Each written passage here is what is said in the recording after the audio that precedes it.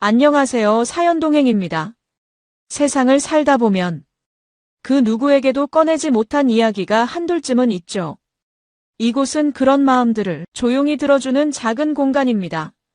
구독은 공짜지만 그 마음은 참 귀하고 고맙습니다. 구독해주신다면 큰 힘이 될 거예요. 자, 그럼 오늘의 사연 시작합니다. 안녕하세요, 여러분. 오늘 들려드릴 이야기는 한 가정의 명절 풍경에서 시작됩니다. 겉으로 보기엔 평범하기 그지없는 일상이었죠. 하지만 그 평범함 속에는 누구도 예상하지 못한 충격적인 반전이 숨어 있었습니다. 김태준, 42의 무역업 자영업자입니다. 사업은 그럭저럭 안정적이고 가정도 평온해 보였어요. 아내 이수진은 38, 피부과에서 상담실장으로 일하고 있었습니다. 두 사람 사이에는 7살 된 아들이 하나 있었죠. 여느 가정과 다를 바 없는 평범한 가족이었습니다. 추석을 며칠 앞둔 어느 날 거실에는 여행 가방이 펼쳐져 있었어요. 수진이 옷가지를 챙기며 분주하게 움직이는 모습이 보였습니다. 태주는 소파에 앉아 스마트폰으로 고속도로 상황을 확인하고 있었죠. 여보, 이번 추석에는 차가 엄청 막힐 것 같아. 태준이 화면을 보며 한숨을 쉬었습니다. 수지는 옷을 개키던 손을 멈추고 남편을 쳐다봤어요. 그러게. 나도 뉴스 봤는데 대이동이라던데. 그래도 어쩌겠어. 아들이랑 같이 천천히 내려가야지. 그런데 수진이 갑자기 뭔가 생각난 듯 스마트폰을 꺼냈습니다. 손가락이 빠르게 화면을 터치했어요. 있잖아, 나 먼저 내려가 있을게. 응? 갑자기 왜? 태준이 의아한 표정으로 물었습니다. 수지는 태연하게 대답했죠. 차 막히는 거 생각하면 머리 아프잖아. 나는 KTX 타고 먼저 내려가서 어머니 음식 준비 도와드릴게. 당신은 아들이랑 천천히 와. 그래. 근데 갑자기 왜 그러는 건데? 갑자기는 무슨. 원래 나 차 오래 타면 멀미하는 거 알잖아. 그리고 어머니 혼자 준비하시면 힘드시잖아. 수진의 말에는 논리가 있었어요. 실제로 그녀는 차멀미가 있었고 시어머니는 연세가 있으셔서 명절 준비가 벅찰 수 있었습니다. 태주는 고개를 끄덕였죠. 알았어. 그럼 조심히 내려가. 응. 너희도 안전하게 와. 수진은 이미 기차표를 예매한 상태였습니다. 손놀림이 너무 빨랐죠. 마치 미리 계획해둔 것처럼요. 하지만 태주는 그저 아내가 효심이 깊다고만 생각했어요. 의심할 이유가 없었으니까요. 다음 날 아침 수지는 일찍 집을 나섰습니다. 깔끔하게 차려입은 모습이었어요. 평소보다 화장도 조금 진했죠. 태주는 현관까지 배웅하며 말했습니다. 도착하면 연락해. 응, 알았어. 수진이 가방을 끌고 나가는 뒷모습을 보며 태주는 문을 닫았습니다. 그리고는 아직 잠들어 있는 아들 방으로 들어갔죠. 귀여운 얼굴로 쿨쿨 자고 있는 아들을 보니 미소가 지어졌어요. 우리 아들 일어나야지. 오늘 할머니 댁 가는 날이야. 아들이 눈을 비비며 일어났습니다. 태주는 아들을 씻기고 아침을 먹이고 짐을 챙겼어요. 모든 게 여느 명절과 똑같았습니다. 평범하고 따뜻하고 특별할 것 없는 일상이었죠. 차에 짐을 싣고 출발할 준비를 마쳤습니다. 아들은 뒷좌석에서 태블릿을 켜고 좋아하는 만화를 보기 시작했어요. 태주는 내비게이션을 설정하며 한숨을 쉬었죠. 역시 빨갛네. 꽉 막혔어. 고속도로 곳곳이 빨간색으로 표시되어 있었습니다. 하지만 어쩔 수 없었어요. 태주는 시동을 걸고 천천히 출발했습니다. 그렇게 긴 귀향길이 시작되었죠. 그때만 해도 태주는 몰랐습니다. 이번 명절이 자신의 인생을 송두리째 뒤흔들 사건의 시작점이 될 거라는 걸요. 평범해 보이는 아내의 선택 뒤에 어떤 진실이 숨어 있는지 그는 전혀 알지 못했습니다. 고속도로는 예상대로 막혔습니다. 차들이 거북이처럼 기어가는 속도로 움직였죠. 태주는 창밖을 보며 한숨을 내쉬었어요. 뒷좌석에서는 아들이 여전히 만화에 빠져 있었습니다. 아빠, 우리 언제 도착해? 이 속도면 한 3시간은 더 걸릴 것 같은데. 에이, 너무 오래 걸려. 아들이 투덜거렸지만 곧 다시 화면에 집중했어요. 태주는 문득 아내 생각이 났습니다. 지금쯤 도착했을까? 그는 스마트폰을 집어들고 수진에게 전화를 걸었죠. 뚜, 뚜, 뚜. 신호음이 길게 울렸어요. 하지만 받지 않았습니다. 태주는 고개를 갸웃하며 다시 한번 걸어봤죠. 이번에도 마찬가지였어요. 신호만 가다가 끊겼습니다. 이상하네. 왜 안 받지? 혹시 기차 아니라 시끄러워서 못 들었나 싶었어요. 태주는 이번엔 카카오톡을 열었습니다. 메시지를 입력했죠. 여보, 잘 도착했어? 나는 지금 고속도로 막혀서 거북이 모드야. 전송 버튼을 누르고 기다렸습니다. 1분, 2분, 5분이 지나도 답장이 없었어요. 읽음 표시도 뜨지 않았죠. 태주는 다시 전화를 걸어봤습니다. 뚜. 현재 통화 중이거나. 이번엔 아예 통화 중이라는 안내 멘트가 흘러나왔어요. 태준의 미간이 살짝 좁혀졌습니다. 누구랑 통화하는 걸까? 시어머니한테 전화하는 건가? 뭐, 도착해서 바쁜가 보지. 태준은 스스로를 납득시키며 핸드폰을 내려놓았습니다. 차는 여전히 느릿느릿 움직이고 있었어요. 라디오에서는 교통정보가 끊임없이 흘러나왔죠. 1시간쯤 지났을까요? 핸드폰에 카톡 알림이 떴습니다. 태주는 신호 대기 중이던 차를 세우고 확인했어요. 잘 내려가고 있어. 걱정 마. 수진에게서 온 메시지였습니다. 짧고 간결했죠. 태주는 뭔가 석연치 않은 기분이 들었어요. 평소 수진은 이모티콘도 넣고 좀 더 자세하게 말하는 편이었거든요. 도착했어? 어머니는 괜찮으시고? 태준이 다시 물었습니다. 이번에도 답장은 한참 뒤에 왔어요. 응. 다 괜찮아. 너희나 조심히 와. 또 짧은 답변이었습니다. 태준은 핸드폰을 보며 고개를 갸웃했어요. 뭔가 이상했죠. 왜 이렇게 답변이 성의 없을까? 혹시 시어머니와 음식 준비하느라 바쁜 건가? 뭐가 그렇게 급했을까?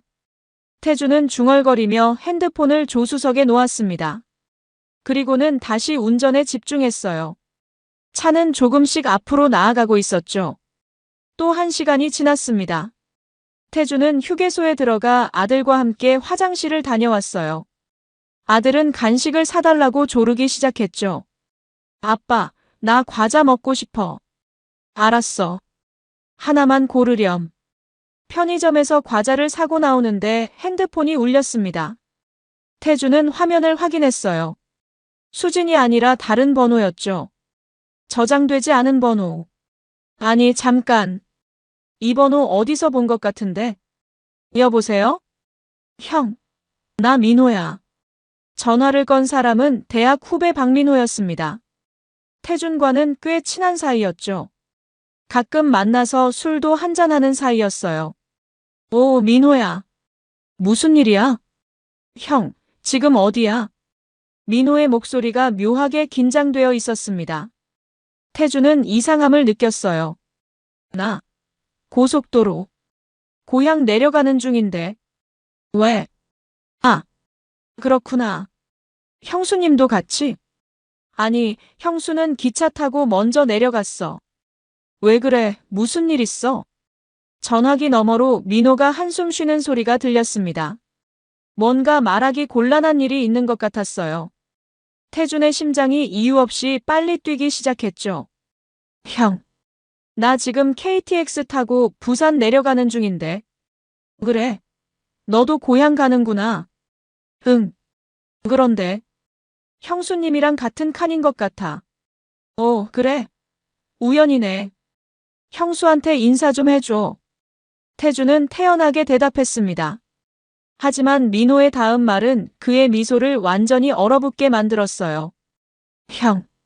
그런데 형수님이 혼자가 아니야. 뭐? 태준의 손이 멈췄습니다. 아들이 고른 과자를 들고 있던 손이 굳어버렸죠. 무슨 소리야, 민호야.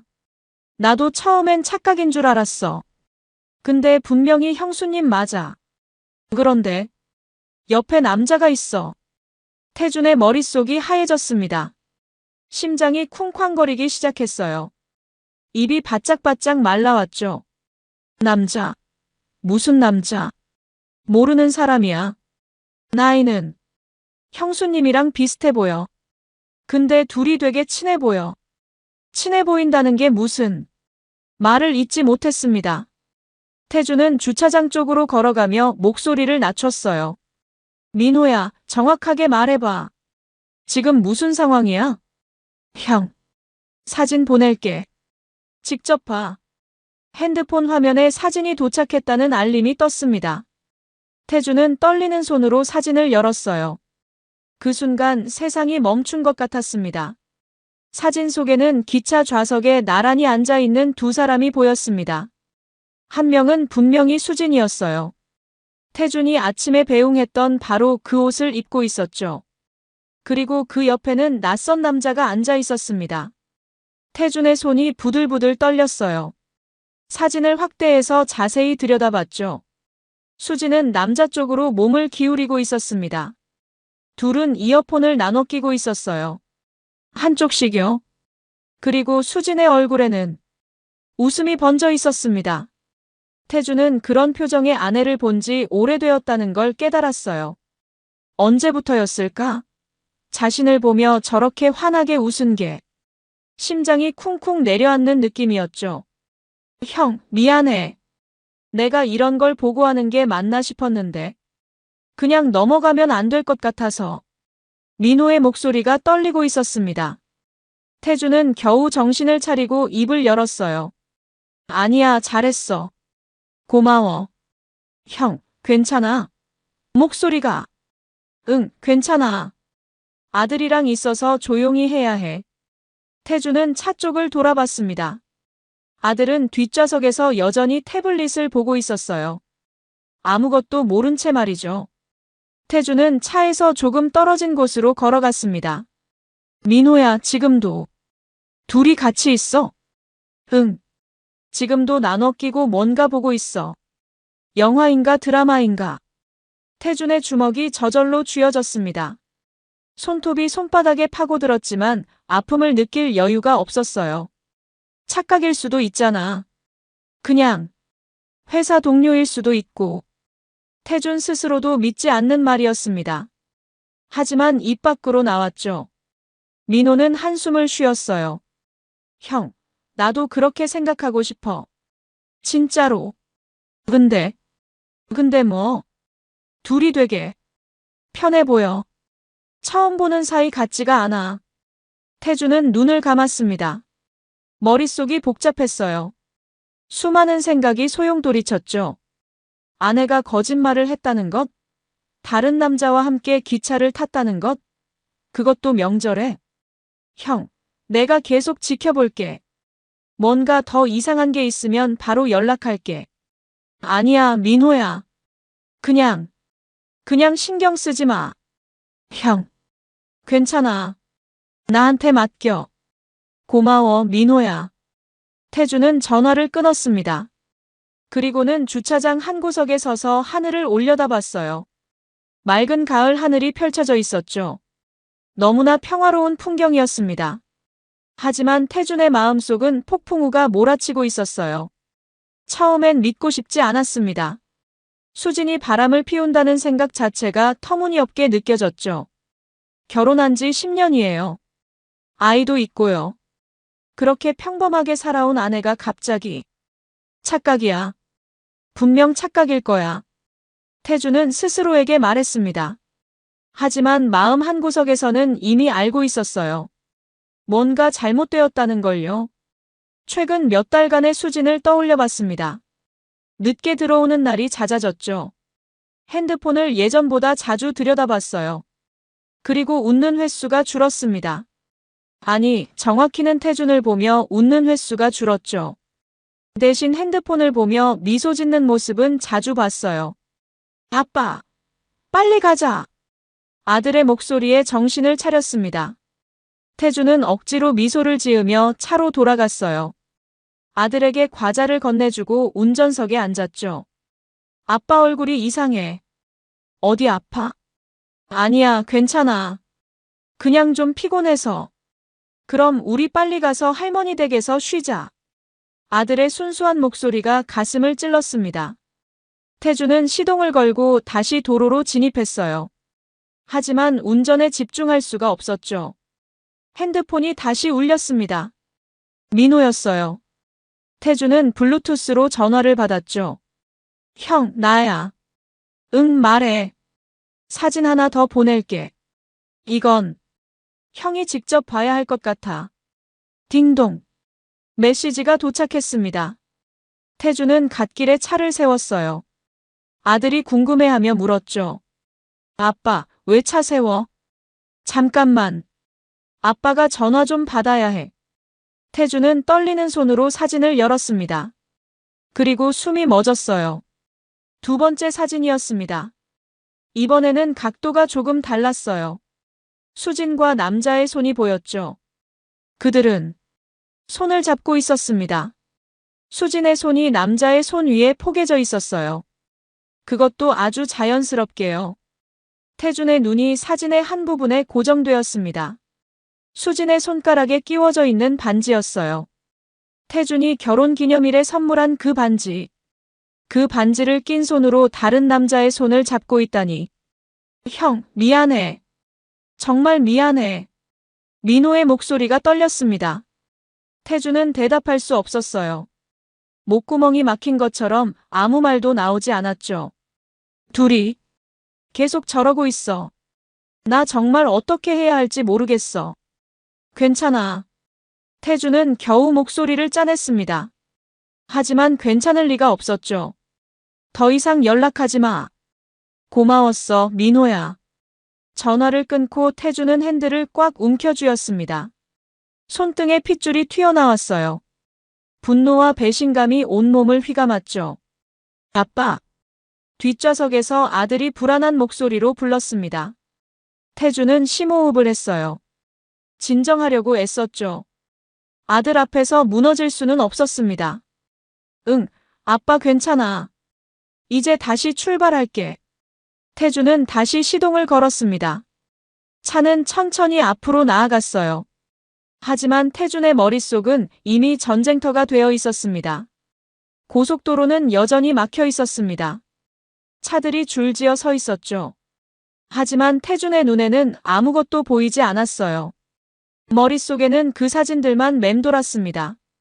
수진이 다른 남자와 이어폰을 나눠 끼고 웃는 모습. 그리고 손을 잡고 있던 그 장면. 태준은 핸들을 잡은 손에 힘을 주었어요. 손가락 마디가 하얗게 변할 정도로요. 착각일 거야. 분명 착각이야. 태준은 속으로 되뇌었습니다. 하지만 그 말을 할수록 더 공허했죠. 사진은 거짓말을 하지 않았어요. 그 선명한 이미지는 부정할 수 없는 현실이었습니다. 뒷좌석에서 아들이 조용히 만화를 보고 있었어요. 천진난만한 모습이었죠. 아무것도 모르는 아이. 엄마가 지금 무엇을 하고 있는지, 아빠가 얼마나 충격받았는지 전혀 모르는 순수한 얼굴. 태준은 백미러로 아들을 바라봤습니다. 그리고 마음을 다잡았어요. 최소한 아들 앞에서만큼은 무너지면 안 됐죠. 괜찮아. 일단 내려가서 확인해보자. 태준은 스스로에게 말했습니다. 혹시 모르잖아요. 정말 회사 동료일 수도 있고, 우연히 같은 기차를 탄 지인일 수도 있고, 손을 잡은 건 실수로 그렇게 보였을 수도 있고. 하지만 마음 깊은 곳에서는 알고 있었어요. 그건 변명이라는 걸요. 태준은 최근 몇 달간의 일들을 떠올리기 시작했습니다. 2달 전쯤이었을까요? 수진이 갑자기 외모에 신경을 쓰기 시작했어요. 헬스장을 다니겠다며 등록했죠. 처음에는 건강을 챙기는구나 싶어서 좋게 봤습니다. 그런데 헬스장을 다녀온 날이면 수진은 유독 기분이 좋아 보였어요. 핸드폰을 들여다보며 혼자 미소 짓곤 했죠. 그때는 운동해서 기분이 좋은가 보다 생각했어요. 한 달 전에는 머리 스타일을 바꿨습니다. 염색도 하고 파마도 했어요. 평소엔 그런 거에 관심 없던 사람이었는데 말이죠. 태준이 예쁘다고 했을 때 수진의 반응이 묘했어요. 응, 고마워. 그냥 덤덤했죠. 마치 태준의 칭찬 따윈 중요하지 않다는 듯이요. 그때는 그냥 넘어갔습니다. 부부 사이가 오래되면 다 그런 거라고 생각했어요. 그리고 핸드폰이었습니다. 수지는 요즘 핸드폰을 절대 내려놓지 않았어요. 화장실 갈 때도 잠잘 때도 항상 곁에 두었죠. 예전엔 거실 탁자에 그냥 던져두곤 했는데요.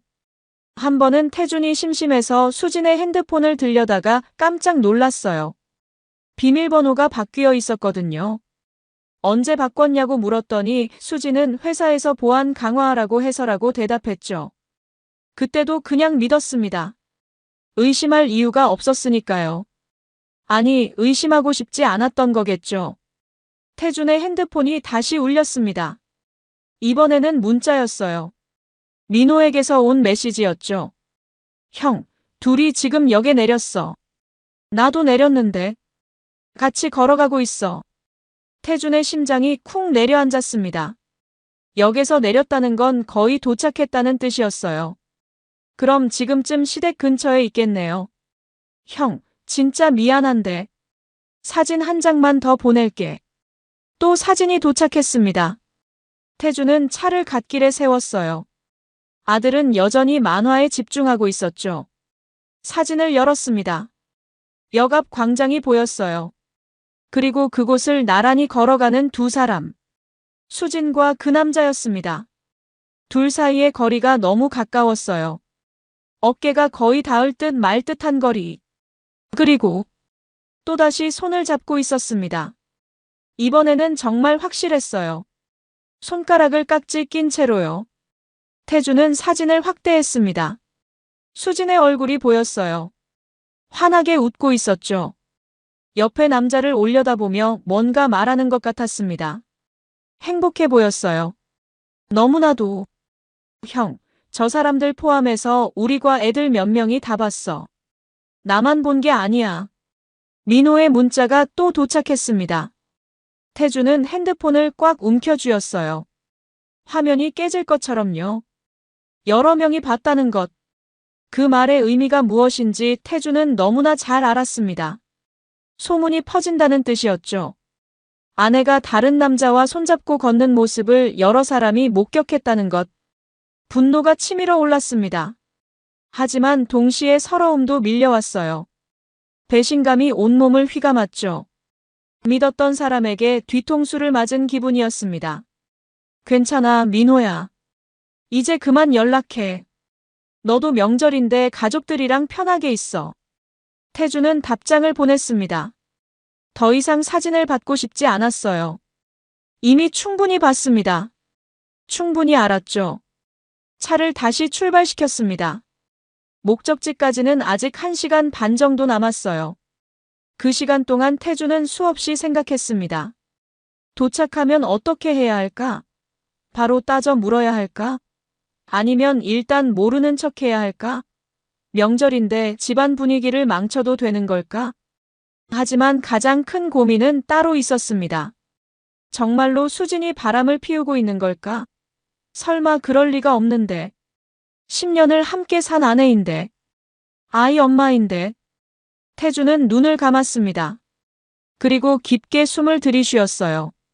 진정하려고 애썼죠. 아들 앞에서 감정을 드러낼 수는 없었습니다. 아빠, 배고파. 그래. 조금만 참아. 곧 도착할 거야. 응. 할머니가 맛있는 거 많이 해주실 거지. 그럼. 우리 아들 좋아하는 거 다 있을 거야. 태준은 억지로 밝은 목소리를 냈습니다. 하지만 속은 타들어가고 있었어요. 또 1시간이 흘렀습니다. 드디어 고속도로를 빠져나왔죠. 익숙한 시골길이 펼쳐졌어요. 이제 얼마 안 남았습니다. 태준의 핸드폰에 수진에게서 메시지가 왔습니다. 너희 어디쯤 와? 어머니가 기다리고 계셔. 평범한 문자였어요. 아무 일도 없었다는 듯이요. 태준은 이를 악물었습니다. 곧 도착해. 짧게 답장을 보냈습니다. 더 이상 할 말이 없었어요. 차는 시댁 앞에 멈춰 섰습니다. 낡은 기와집이 보였죠. 마당에는 이미 여러 대의 차가 주차되어 있었어요. 친척들이 모인 모양이었습니다. 할머니 댁이다. 아들이 신나서 소리쳤습니다.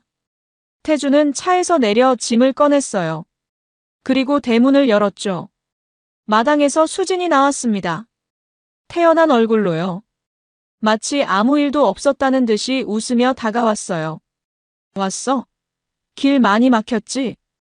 태주는 수진을 바라봤습니다. 그 얼굴에서 아무런 죄책감도 찾을 수 없었어요. 태주는 수진을 물끄러미 바라봤습니다.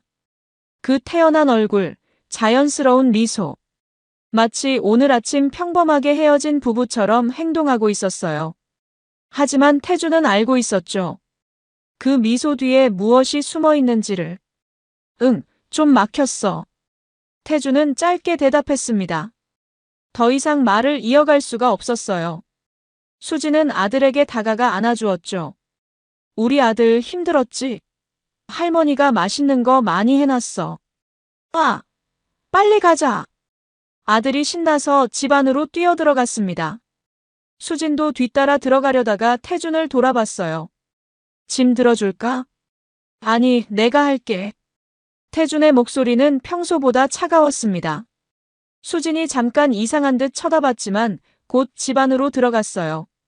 태준은 트렁크에서 짐을 꺼내며 심호흡을 했죠. 진정해. 일단 진정하자. 집 안으로 들어가자 따뜻한 온기가 느껴졌습니다. 시어머니가 부엌에서 나오셨어요. 어휴, 태준이 왔구나. 고생 많았어. 어머니, 안녕하세요. 그래. 얼른 들어와서 쉬어. 수진이가 먼저 와서 이것저것 많이 도와줬어. 시어머니의 말에 태준은 수진을 슬쩍 쳐다봤습니다. 수진은 부엌에서 앞치마를 두르고 뭔가 준비하고 있었어요. 완벽한 며느리의 모습이었죠. 거실에는 형님 내외와 조카들이 있었습니다. 인사를 나누고 자리에 앉았어요. 겉으로는 평범한 명절 풍경이었습니다. 하지만 태준의 머릿속은 복잡했죠. 수진을 계속 관찰했습니다. 손가락에 끼워진 반지가 보였어요. 바로 그 반지. 사진 속에서 다른 남자의 손을 잡을 때 끼고 있던 바로 그 반지였습니다. 그리고 목걸이도 보였어요. 아침에 집을 나갈 때 하고 있던 것과 똑같은 목걸이. 태주는 그게 자신이 준 게 아니라는 걸 알았습니다. 언제 새로 산 거지? 태준아, 얼굴이 안 좋은데 괜찮아? 형님이 물었습니다. 태주는 얼른 고개를 들었어요. 아, 네. 운전하느라 좀 피곤해서요. 그래. 좀 쉬어. 저녁 먹고 일찍 자. 네, 형님. 저녁 준비가 한창이었습니다. 수지는 시어머니를 도와 부엌을 오가며 음식을 날랐어요. 다른 형수들과도 웃으며 이야기를 나눴죠. 완벽했습니다. 너무나도 완벽한 연기였어요. 태주는 거실 한 구석에 앉아 그 모습을 지켜봤습니다. 분노가 치밀어 올랐지만 꾹 참았어요. 지금 여기서 뭐라고 할 수는 없었습니다. 명절이고 가족들이 다 모여 있었으니까요. 저녁 식사 시간이 되었습니다. 큰 상에 음식이 가득 차려졌어요. 가족들이 둘러앉아 식사를 시작했죠. 수진이가 정말 잘한다니까. 오늘도 많이 도와줬어. 시어머니가 수진을 칭찬했습니다. 수진은 겸손하게 웃으며 대답했어요. 아니에요, 어머니. 제가 뭘 했다고요? 아이고, 우리 며느리. 정말 기특해. 가족들도 맞장구를 쳤습니다. 수진은 그 칭찬을 받으며 자연스럽게 웃었어요. 하지만 태준의 눈에는 그게 전부 가짜로 보였습니다. 식사를 하는 내내 태준은 거의 말을 하지 않았어요. 음식을 입에 넣었지만 맛을 느낄 수 없었죠. 그저 씹고 삼킬 뿐이었습니다. 태준아, 왜 그렇게 안 먹어? 입맛 없어? 시어머니가 걱정스럽게 물었습니다. 태준은 얼른 고개를 저었어요. 아니에요, 맛있게 먹고 있어요. 그래, 많이 먹어. 서울 가면 또 제대로 못 먹을 텐데. 식사가 끝나고 설거지를 시작했습니다. 여자들은 부엌으로, 남자들은 거실에 모여 차를 마셨어요. 태주는 형님과 나란히 앉아 있었죠. 그때 핸드폰이 울렸습니다. 민호였어요. 태주는 밖으로 나가 전화를 받았습니다. 형, 나야. 응, 왜? 형, 미안한데. 진짜 마지막으로 할 말이 있어. 민호의 목소리가 심각했습니다. 태주는 긴장했어요. 뭔데? 아까 그 남자랑 형수님이 역 앞에서 손잡고 걸어가는 거, 나 말고도 우리 과 애들 서너 명이 더 봤어. 다들 형수님인 거 확실히 알아봤어. 태준의 주먹이 쥐어졌습니다. 민호가 계속 말했어요. 그리고 형. 둘이 헤어질 때 포옹했어. 역 앞 광장에서. 뭐? 진짜 미안해, 형. 근데 형이 알아야 할 것 같아서. 여러 사람이 봤다고. 태주는 아무 말도 할 수 없었습니다. 목구멍이 막힌 것 같았어요. 형, 괜찮아? 형? 응. 고마워, 민호야. 전화를 끊고 태주는 마당 한 구석에 서 있었습니다. 밤하늘의 별들이 빛나고 있었어요. 아름다운 밤이었죠. 하지만 태준의 마음은 칠흑같이 어두웠습니다. 집안에서 웃음소리가 들렸습니다. 가족들이 화목하게 이야기를 나누는 소리였어요. 그 속에 수진의 목소리도 섞여 있었죠. 태주는 집 안으로 들어갔습니다. 수진이 시어머니 옆에 앉아 차를 따르고 있었어요. 태준과 눈이 마주쳤죠. 왜 밖에 나갔다 왔어? 수진이 물었습니다. 평범한 질문이었어요. 하지만 태준에게는 그 목소리조차 거짓말처럼 들렸습니다. 전화 받았어. 누구한테? 친구. 짧게 대답하고 태준은 자리에 앉았습니다. 수진은 잠깐 이상한 듯 쳐다봤지만 곧 다시 시어머니와 이야기를 나눴어요. 밤이 깊어갔습니다. 하나둘 잠자리에 들기 시작했어요. 태준과 수진, 그리고 아들은 안방을 배정받았죠. 아들은 금방 잠들었습니다. 수진은 화장을 지우고 잠옷으로 갈아입었어요. 태준은 창밖을 바라보며 서 있었죠. 오늘 왜 그래? 기분 안 좋은 일 있어? 수진이 물었습니다. 태준은 천천히 돌아봤어요. 수진의 얼굴을 똑바로 쳐다봤죠. 너 오늘 혼자 내려왔어? 갑작스러운 질문에 수진의 표정이 미세하게 굳었습니다. 하지만 금방 태연함을 되찾았어요. 응, 왜? 정말? 그럼 누구랑 왔겠어? 이상한 질문하네. 수진은 자연스럽게 웃었습니다. 하지만 태주는 그 눈빛에서 순간적인 당황을 포착했어요. 그래. 태주는 더 이상 묻지 않았습니다. 아직은 때가 아니었어요. 확실한 증거를 잡아야 했죠. 빨리 자. 내일 제사 준비해야 하잖아. 수진이 먼저 이불 속으로 들어갔습니다. 태주는 한참을 서 있다가 자리에 누웠어요. 하지만 잠이 올 리 없었죠. 옆에 누운 수진의 숨소리가 들렸습니다. 규칙적인 숨소리. 평화롭게 잠든 모습이었어요. 태주는 그 모습을 보며 생각했습니다. 정말 아무렇지도 않은 거야? 양심의 가책도 없는 거야? 긴긴 밤이 흘러갔습니다. 추석 당일 아침이 밝았습니다. 집안은 이른 시간부터 분주했어요. 여자들은 제사 음식을 준비하느라 부엌으로 갔고 남자들은 제사상을 차리며 바빠졌죠. 태주는 거의 잠을 이루지 못했습니다. 밤새 천장만 바라보며 생각에 잠겼어요. 수지는 옆에서 편안하게 잠들어 있었죠. 그 모습을 보며 태주는 더욱 혼란스러웠습니다. 정말 내가 잘못 본 걸까? 착각인 걸까? 하지만 사진은 명확했어요. 민호의 증언도 확실했죠. 여러 사람이 목격했다는 것. 그건 부정할 수 없는 사실이었습니다. 태준아, 일어났어? 제사 준비 도와줘야지. 형님이 방문을 두드렸습니다. 태준은 얼른 일어나 옷을 입었어요. 수진도 눈을 떴죠. 벌써 아침이야? 수진이 하품을 하며 일어났습니다. 평소와 다름없는 모습이었어요. 태주는 그 모습을 보며 이를 악물었죠. 제사 준비가 한창이었습니다. 음식들이 하나씩 상에 올려졌어요. 태주는 형님과 함께 과일을 깎고 있었죠. 수지는 부엌에서 나무를 묻히고 있었습니다. 우리 며느리들 참 고생이 많아. 시어머니가 흐뭇하게 웃으며 말했습니다. 수지는 겸손하게 대답했어요. 아니에요, 어머니. 당연한 일인걸요. 그래도 고맙지. 수진이가 와서 정말 많이 도와줬어. 태주는 그 대화를 들으며 과일을 깎았습니다. 손에 힘이 들어가 칼을 너무 세게 눌렀어요. 과일이 으깨질 뻔했죠. 태준아, 조심해. 손 베겠어. 형님이 걱정스럽게 말했습니다. 태주는 정신을 차렸어요. 죄송합니다, 형님. 무슨 생각을 그렇게 해?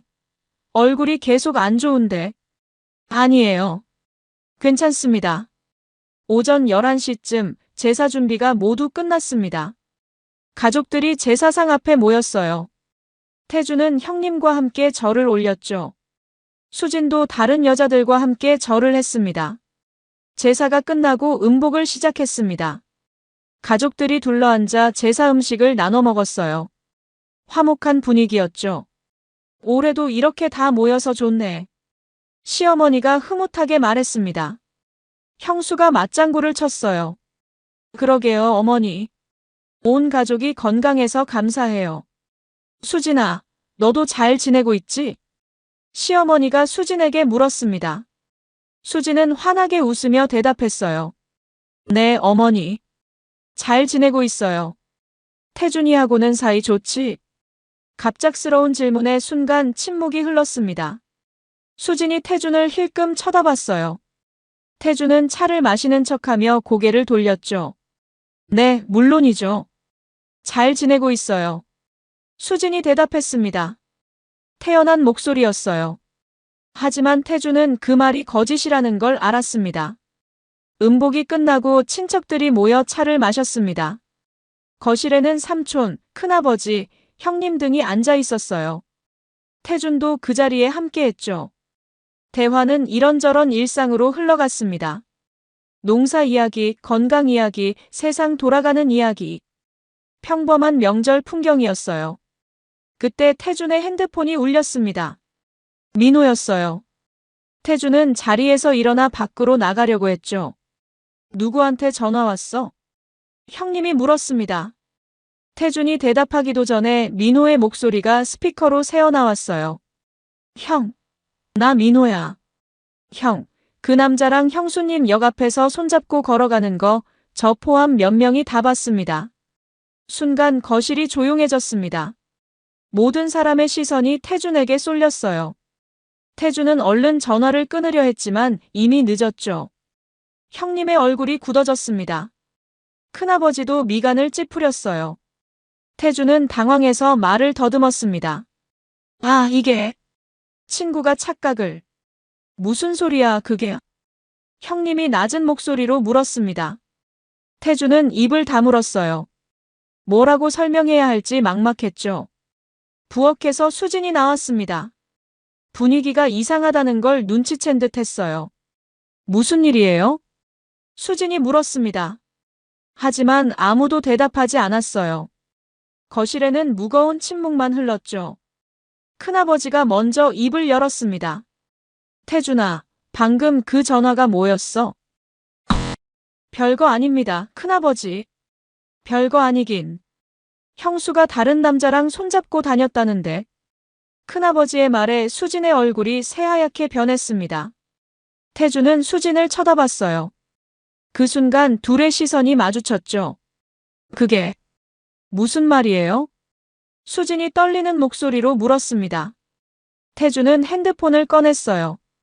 민호가 보낸 사진들을 찾았죠. 이게 뭐야? 태준이 핸드폰을 수진에게 내밀었습니다. 화면에는 수진과 낯선 남자가 기차에서 이어폰을 나눠 끼고 있는 사진이 보였어요. 수진의 얼굴에서 혈색이 사라졌습니다. 입술이 파르르 떨렸죠. 이건... 다음 사진도 봐. 태준이 화면을 넘겼습니다. 이번엔 손을 잡고 있는 사진이었어요. 반지가 선명하게 보였죠. 이것도... 마지막 사진. 역 앞 광장에서 손을 깍지 끼고 걷는 모습이었습니다. 수지는 말을 잇지 못했어요. 거실의 분위기가 얼어붙었습니다. 형님이 일어섰어요. 이게 도대체 무슨 일이야? 형님, 일단 진정하세요. 진정하라고? 명절에 집안 망신을 시키는데 큰아버지도 화난 표정이었습니다. 시어머니가 부엌에서 나오셨어요. 무슨 소리들이야 이게? 어머니. 태준이 입을 열려다가 말았습니다. 뭐라고 설명해야 할지 몰랐어요. 수진이 한 발 뒤로 물러섰습니다. 얼굴이 창백했죠. 눈물이 그렁그렁했어요. 이건 오해예요. 수진이 떨리는 목소리로 말했습니다. 하지만 아무도 믿지 않았어요. 오해? 사진이 이렇게 선명한데? 형님이 따졌습니다. 수진은 입술을 깨물었어요. 태주는 그 모습을 지켜봤습니다. 분노와 슬픔이 뒤섞였죠. 배신감이 가슴을 짓눌렀어요. 우리 둘이서 얘기 좀 해야겠어. 태준이 낮은 목소리로 말했습니다. 수진을 똑바로 쳐다봤죠. 밖으로 나가자. 둘은 집 밖으로 나왔습니다. 마당 한쪽 구석으로 걸어갔어요. 가족들의 시선이 따갑게 느껴졌죠. 태주는 수진과 마주 섰습니다. 차가운 눈빛으로 아내를 바라봤어요. 이제 말해봐. 저 남자가 누구야? 마당 구석에서 태준과 수진이 마주 섰습니다. 수진은 고개를 숙인 채 아무 말도 하지 않았어요. 태준의 주먹이 저절로 쥐어졌죠. 물어봤잖아. 저 남자가 누구냐고. 태준의 목소리는 낮았지만 분노로 떨리고 있었습니다. 수진은 여전히 고개를 들지 않았어요.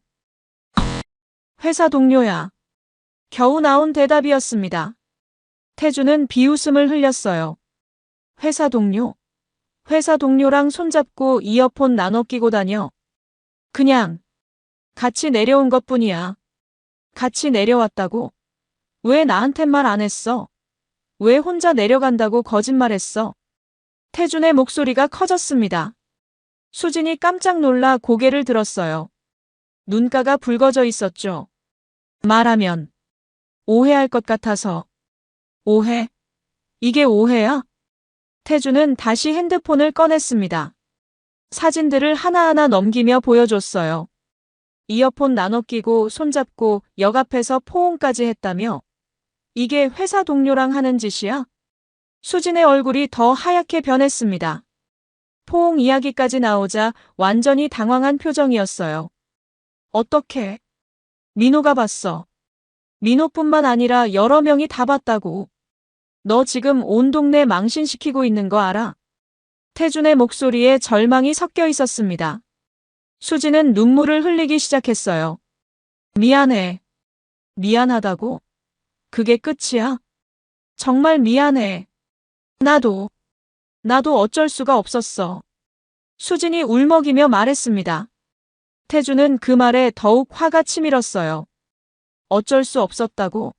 무슨 소리야 그게? 너 결혼했잖아. 아이도 있고. 알아. 알고 있어. 수진이 처음으로 목소리를 높였습니다. 그리고는 주저앉으며 울기 시작했죠. 나도 알아. 잘못한 거 알아. 근데 당신이랑 살면서 너무 답답했어. 뭐가 답답해? 내가 뭘 잘못했는데? 당신은 나한테 관심이 없잖아. 맨날 일만 하고 집에 와도 핸드폰만 보고. 나한테 언제 물어봤어? 내가 어떻게 지내는지 힘든 건 없는지. 수진이 울면서 토해냈습니다. 태주는 할 말을 잃었어요. 그래서 그게 바람 피울 이유가 돼? 아니야. 그게 이유가 될 순 없어. 근데 그 사람은 나한테 관심을 가져줬어. 내 말을 들어줬고 나를 웃게 만들어줬어. 닥쳐. 태준이 소리쳤습니다. 주먹으로 담벼락을 쳤어요. 손등이 까지며 피가 났지만 아프지 않았죠. 다른 남자 이야기를 내 앞에서 하지 마. 제발. 수지는 고개를 숙였습니다. 눈물이 땅에 뚝뚝 떨어졌어요. 태주는 깊게 숨을 들이쉬었습니다. 진정하려고 애썼죠. 하지만 쉽지 않았어요. 얼마나 됐어? 뭐가? 그 남자랑 얼마나 만났냐고. 수진이 입술을 깨물었습니다. 대답하기 싫은 질문이었죠. 하지만 태준의 눈빛이 무서웠어요. 석 달. 석 달. 태준은 웃음이 나왔습니다. 허탈한 웃음이었어요. 석 달 동안 나를 속였구나. 매일 거짓말하면서 살았던 거지. 미안해.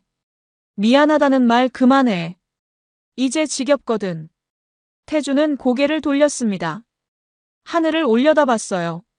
맑은 가을 하늘이었죠. 사랑해. 응. 그 남자. 사랑해. 수지는 대답하지 못했습니다. 침묵이 흘렀어요. 그 침묵이 답이었죠. 태준은 고개를 끄덕였습니다. 이제 모든 게 명확해졌어요. 알았어. 이제 됐어. 태준아. 나 들어간다. 너도 들어와서 짐 싸. 뭐? 오늘 당장 서울로 올라갈 거야. 아들이랑 나랑. 잠깐, 그게 무슨. 너는 알아서 해. 기차든 뭐든 타고 가든지 아니면 그 남자한테 전화해서 데리러 오라고 하든지. 태준의 목소리는 차갑게 식어 있었습니다. 수진이 다급하게 말했어요. 태준아, 제발.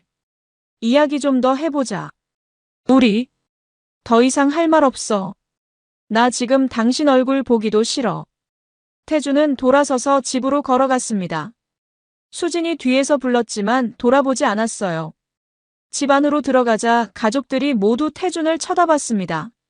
시어머니의 얼굴에는 걱정이 가득했어요. 태준아. 어머니, 죄송합니다. 저희 오늘 서울로 올라가야 할 것 같습니다. 무슨 소리야? 명절인데. 죄송합니다. 급한 일이 생겨서요. 태준은 안방으로 들어가 짐을 쌌습니다.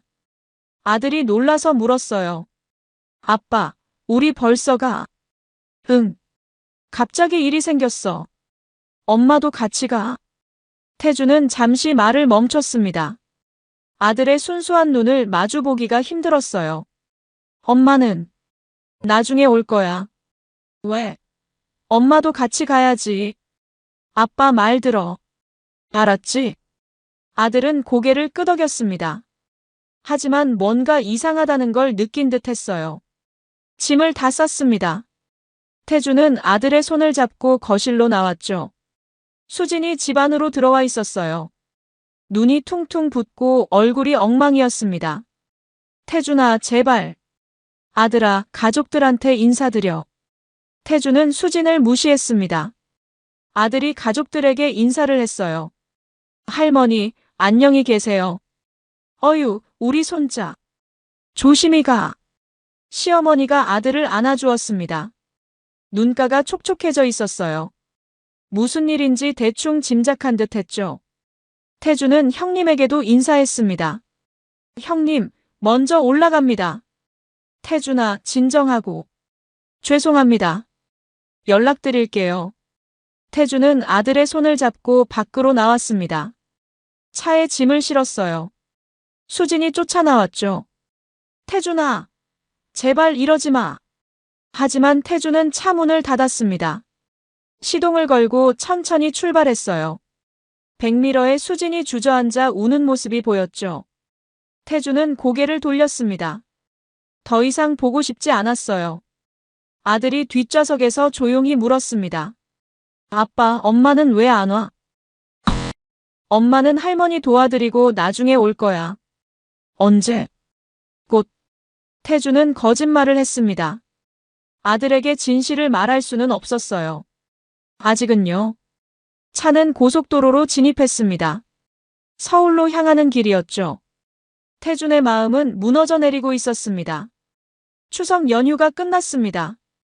태준은 아들과 함께 텅 빈 집으로 돌아왔어요. 수지는 연락도 없었죠. 태준도 먼저 연락할 생각이 없었습니다. 다음 날 아침, 태준은 회사 근처의 법률사무소를 찾아갔습니다. 예약을 미리 해둔 상태였어요. 변호사는 중년의 여성이었죠. 앉으세요. 어떤 일로 오셨습니까?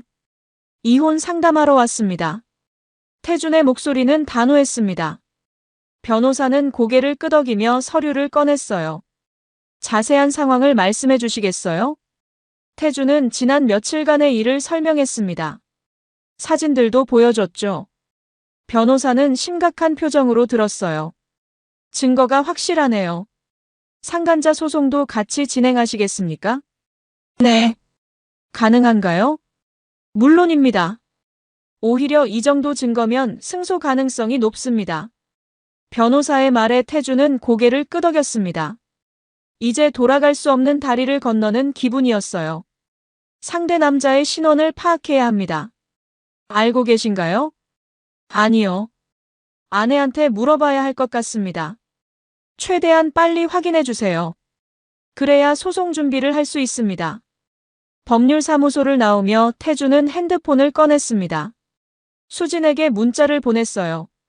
그 남자 이름이랑 연락처 알려줘. 상간자 소송 준비 중이야. 답장은 1시간 뒤에 왔습니다. 태준아, 제발. 이야기 좀 하자. 나 지금 어머니 댁에 있어. 그 남자 이름 말하라고. 정우진. 같은 병원 원무과 직원이야. 태주는 그 이름을 변호사에게 전달했습니다. 이제 모든 준비가 끝났어요. 일주일이 지났습니다. 수진은 여전히 시댁에 있었죠. 태준에게 여러 번 연락했지만 태준은 받지 않았어요. 필요한 이야기는 변호사를 통해서만 했습니다. 아들은 엄마를 찾았습니다. 매일 밤 엄마는 언제 와? 라고 물었어요. 태준은 그때마다 곧 온다고 거짓말했죠. 하지만 언제까지 속일 수는 없었습니다. 어느 날 저녁, 집 초인종이 울렸습니다. 태준이 문을 열자 수진이 서 있었어요. 초췌한 모습이었죠. 들어가도 돼? 태준은 대답 없이 문을 열어줬습니다. 수진이 안으로 들어왔어요. 아들은 방에서 자고 있어. 둘은 거실에 마주 앉았습니다. 어색한 침묵이 흘렀어요. 태준아, 할 말만 해. 시간 없어. 태준의 목소리는 차가웠습니다. 수진은 입술을 깨물었어요. 상간자 소송. 꼭 해야 돼. 당연하지. 제발 그 사람은 그냥 놔줘. 다 내 잘못이야. 놔주긴. 둘 다 책임져야지. 수진은 눈물을 흘렸습니다. 하지만 태준은 흔들리지 않았어요. 이혼은 합의로 할 거야, 재판으로 할 거야? 합의로 할게. 좋아. 양육권은 내가 가져갈 거고 재산 분할도 내 쪽으로 유리하게 할 거야. 문제 있어? 없어. 수진의 목소리는 작았습니다. 이미 모든 걸 포기한 듯 했어요. 그 남자랑은 계속 만날 거야? 갑작스러운 질문에 수진이 고개를 들었습니다. 태준의 눈을 마주봤죠. 모르겠어. 아직. 됐어. 궁금하지도 않아. 태준은 일어섰습니다. 더 이상 할 이야기가 없었어요. 아들한테는 내가 말할게. 넌 신경 쓰지 마. 태준아, 아들이라도 주말에 한 번씩 만날 수 있게 해줄게. 그 이상은 안 돼. 수진은 고개를 끄덕였습니다. 눈물이 멈추지 않았어요. 정말 미안해. 이제 그만 가줘. 아들 깰까봐. 수진은 천천히 일어났습니다. 문 쪽으로 걸어가다가 멈춰 섰어요. 태준아, 나 정말 행복하고 싶었어. 그게 전부야. 나도 마찬가지였어. 태준의 대답에 수진은 더 이상 말하지 못했습니다. 그냥 문을 열고 나갔죠. 문이 닫히는 소리가 들렸습니다. 태준은 소파에 주저앉았어요. 긴 한숨이 나왔죠. 한 달이 흘렀습니다. 이혼 절차가 순조롭게 진행되었어요. 수진은 모든 조건을 받아들였습니다. 상간자 소송도 준비가 끝났죠. 아들에게는 진실을 말했습니다. 아빠와 엄마가 이제 따로 살게 된다고요. 아들은 울었어요. 하지만 태준은 꼭 안아주며 다독였죠. 아빠가 있잖아. 우리 둘이서도 잘 살 수 있어. 엄마는 안 보는 거야? 아니야. 엄마는 주말마다 볼 수 있어. 아들은 고개를 끄덕였습니다. 어린 나이지만 상황을 이해한 듯 했어요. 이혼이 성립되던 날이었습니다. 법원 앞에서 태준과 수진이 마지막으로 마주섰어요. 잘 살아. 태준이 먼저 말했습니다. 수진은 눈물을 닦으며 고개를 끄덕였어요. 너도 아들 잘 부탁해. 당연하지. 둘은 각자의 길로 걸어갔습니다. 10년의 결혼 생활이 이렇게 끝났어요. 그로부터 몇 달 뒤 봄이 왔습니다. 태주는 아들과 함께 기차를 탔어요. 주말 여행을 가는 길이었죠. 아빠, 우리 어디 가? 바다 보러 간다. 내가 보고 싶다고 했잖아. 아, 바다. 아들이 신나서 웃었습니다. 태주는 그 모습을 보며 미소 지었어요. 창밖으로 펼쳐지는 풍경을 바라봤습니다. 봄꽃이 만개해 있었어요. 새로운 시작을 알리는 계절이었죠. 아빠. 응. 우리 둘이니까 더 든든해. 아들의 말에 태주는 깜짝 놀랐습니다. 그리고는 아들을 꼭 끌어안았어요. 그래. 우리 둘이면 충분해. 태주는 다시 창밖을 바라봤습니다. 기차는 앞으로 나아가고 있었어요. 과거는 점점 멀어지고 미래를 향해 달려가고 있었죠. 가슴 한편이 아팠습니다. 배신의 상처는 쉽게 아물지 않을 거예요. 하지만 태주는 알았습니다. 이제 앞으로 나아가야 한다는 걸요. 아들을 위해서, 그리고 자신을 위해서. 거짓은 오래 숨을 수 없습니다. 진실은 언젠가 드러나기 마련이죠. 수진의 거짓말은 결국 모든 걸 무너뜨렸어요. 하지만 태주는 무너지지 않았습니다. 다시 일어섰고 새로운 삶을 시작했죠. 기차는 계속 달렸습니다. 봄의 햇살이 창문으로 쏟아져 들어왔어요. 따뜻했습니다. 태주는 아들의 손을 꼭 잡았습니다. 그리고 생각했죠. 우리는 잘 될 거야. 반드시. 여러분, 오늘 사연 어떻게 들으셨나요? 지금 이 순간 무슨 생각이 드셨는지도 궁금합니다. 여러분의 소중한 생각을 댓글로 남겨주세요. 지금까지 사연동행이었습니다. 함께 해주신 모든 분들께 진심으로 마음 깊이 감사드립니다. 방송 끝나기 전에 혹시 아직 구독과 좋아요 안 누르셨다면 그 한 번의 클릭이 이 채널을 계속 이어가게 하는 큰 힘이 된답니다. 다음 사연에서 다시 인사드릴게요. 여러분 평안하세요.